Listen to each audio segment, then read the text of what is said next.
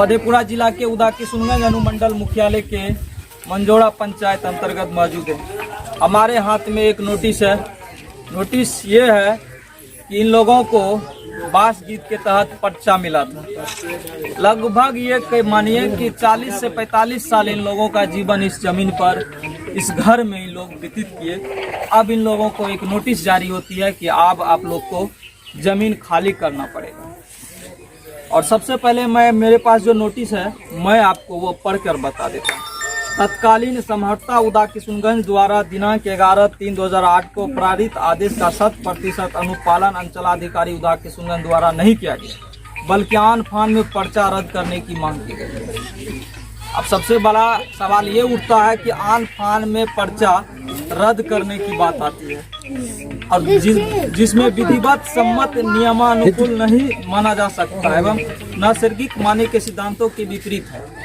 आपने सुना होगा कि आन फान में कोई भी कागज को पढ़ने से पहले एक बार उसे जरूर देखनी चाहिए कि आखिर 40 से 45 साल यहाँ पे हजारों की संख्या में लोग जब यहाँ रह रहे हैं, जीवन व्यतीत कर रहे हैं, छोटे छोटे बच्चे हैं, महिलाएं सब है, अब वे बेघर हो चुके हैं।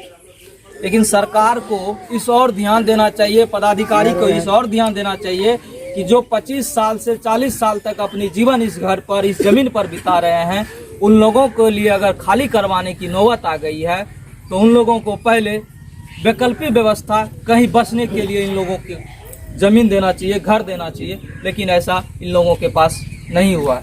इन महत्वपूर्ण बात मैं आपको बताते चलता हूँ, उसके बाद ग्रामीण के पास चलूँगा। उसके बाद इन लोगों का पर्चा का जो था रसीद वो कटता चला गया।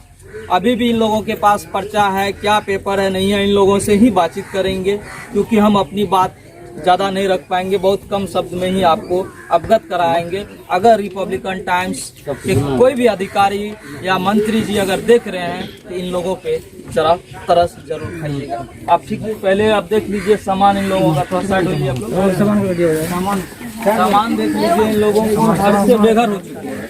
अब इन लोगों को नोटिस आज ही मिला है और आज ही कुछ ही पल में इनके घर पर जेसीबी की बुलडोजर वो चलने वाला था। आप ये देखिए घर में सामान जो सारा था वो निकाल दिया गया है। छोटे छोटे मासूम होंगे, हम अपने सहयोगी से बात करेंगे, लोगों को दिखाइए। महिलाएं सब है, छोटे छोटे बच्चे हैं, रोड किनारे आ चुके हैं।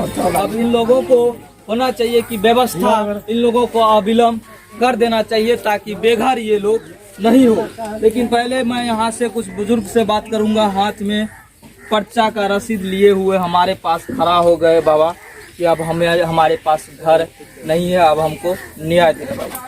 क्या नाम हुआ बाबा आपका? थोड़ा जोर से बोलिए। यहाँ कब से रह रहे हैं इस जमीन पे? 40 से मतलब आपकी उम्र इस जमीन पर जवानी से यहाँ तक पहुँच चुके हैं। अब आपको नोटिस मिला है खाली करने का, आज ही खाली करने का। क्या करेंगे, कहाँ रहेंगे? जमीन भी नहीं है आप लोग, कहाँ रहिएगा? आप कहाँ वही लोग ना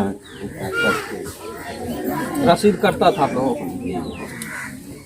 देखिए जब आशियाना बन जाए, वो आशियाना पे किसी की बुलडोजर चलने लगे तो स्वाभाविक बात है कलेजा तो जरूर फटेगा, क्योंकि बूंद बूंद से घड़ा भरता है और ये बूंद बूंद की कमाई की मेहनत से अपने घर को बनाया था।